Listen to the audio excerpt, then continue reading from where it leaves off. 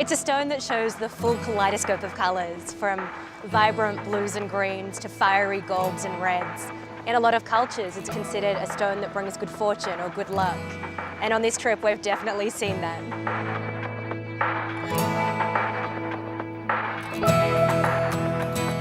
The only place in the entire world where ammonite is mined is right here at the foothills of the Canadian Rockies in Alberta, Canada.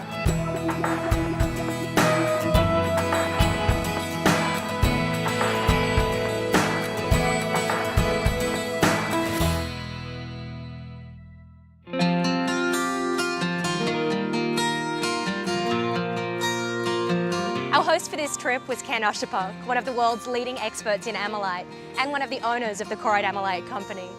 The first morning, he drove us out to the mine, and it was not like anything I expected. You come over this ridge, and you're surrounded by wheat fields. It was early morning, and the light was gorgeous, and this mine just opens up before you.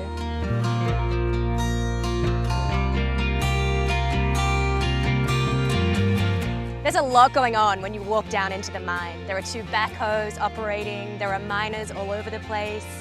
It's a very manual process though. You see them moving an incredible amount of earth. And to know that they can go for days at times without finding any ammonite during that process really brings home how rare and exotic this stone is. This is pretty amazing. This is not like mining I've seen before. Well, you know, we're actually standing in the middle of a farmer's field in southern Alberta, just south of the great city of Lethbridge. But 70 million years ago, we would be at the bottom of the Bear Paw Sea. So 70 million years ago, this was underwater. Right, so the inland sea of the Bear Paw Sea occupied from north of Edmonton all the way to Texas. You know, when I look at the mud on my shoes right now, it's not too hard to believe. Well, yeah, we're all gaining inches as we walk through the mine for sure. So what actually happens when they do see some color? Well, that's a really exciting time for everybody because the equipment completely stops and all of the mining operators now grab picks and hammers and sledgehammers, and the entire mining process becomes a hand process. So this is why you call ammonite a boutique gemstone. It's really handcrafted at that point. It absolutely does. The material is so rare that we have to be so careful and so arduous in the process that there's really no other way to do it than by hand. So we were fortunate enough that we did actually see some ammonite being discovered. And that's why I think that the luck of ammonite was with us. Even Ken, who sees this often, was really surprised and happy that we got to see the process happen. All right, well, it looks like we got lucky because the equipment has stopped. The spotter is looking down below. Maybe we found some Korite ammonite. That means we literally just found something? Absolutely. So we got to stand there and watch, literally with bated breath, as they turned over that rock. And this to me was the most impressive part of the entire mining process.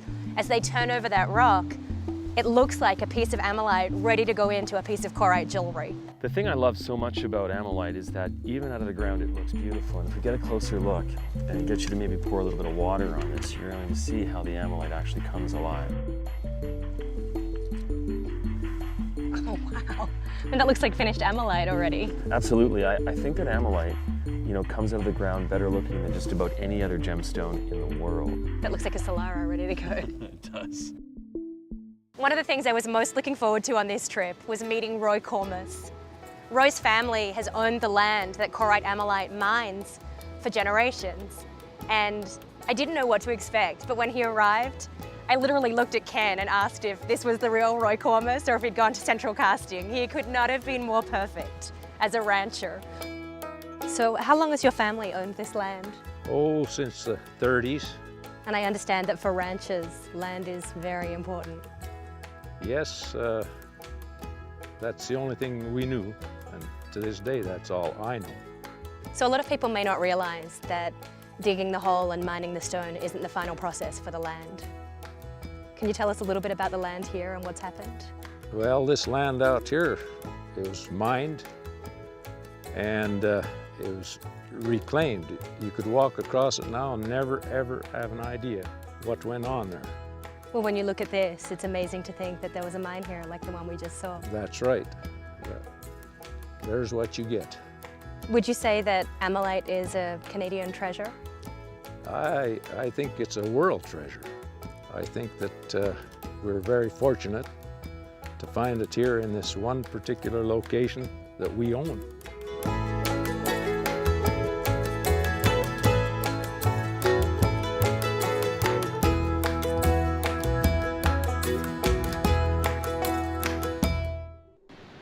next leg of our trip was visiting the Korite Ammonite facility in Calgary, and it was both impressive and surprising. It is a small operation. Everything's done by hand, and when you walk through that facility, you realize why Ammonite is considered such a boutique gemstone. So Carrie, I think you're really going to like this room because this is where the magic happens. This is where we take rough ammonite and turn it into beautiful, rare, and exotic ammonite gemstones. I'm so surprised. I never imagined it was this manual. Is every step of the process touched by human hands? It's very manual. As a matter of fact, this is considered to be a boutique stone. And our gem cutters are not just gem cutters. They're artisans that are analyzing every single piece of rough to make sure that they can bring out the true natural beauty in every single stone. And what's their goal color-wise when they're doing this? Well, they're looking at trying to get the complete spectrum of colors. So we're looking for the greens, the reds, the golds, and if we're lucky enough, even the blues. And where do these pieces go once they're done here? Well, these pieces go from here into the next room, which I'd love to take you to, where we see finished gemstones and start to create and set fabulous jewelry. Well, I never need to be asked twice to see fabulous jewelry. Perfect. Well, let's do that then. So, Carrie, this next room is where we begin to sort and grade all of our ammonite stones and then create fabulous jewelry. This is how I'm accustomed to seeing ammonite. This is beautiful. Well, what you're looking at here is the top 3 to 5% in quality of what comes from the Korite mines. This is the most sought after ammonite in the world. Well, I must have very good taste because this piece in particular, I have been absolutely in love with ever since you launched it. Well, you've got great taste because I have to tell you, it's one of the most sought after pieces in our collection. Only 56 of these were made for the entire world last year, making it the rarest ammonite pendant in the world. Well, that makes me want it even more. Very good taste.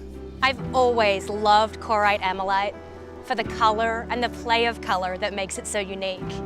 So it almost seems ironic that when you come here and experience the birthplace of ammonite, that it's truly reflective of the colors of the land it comes from. The blues of these endless skies, the golds of the wheat fields, the greens of the forests, and the reds of the fiery sunsets.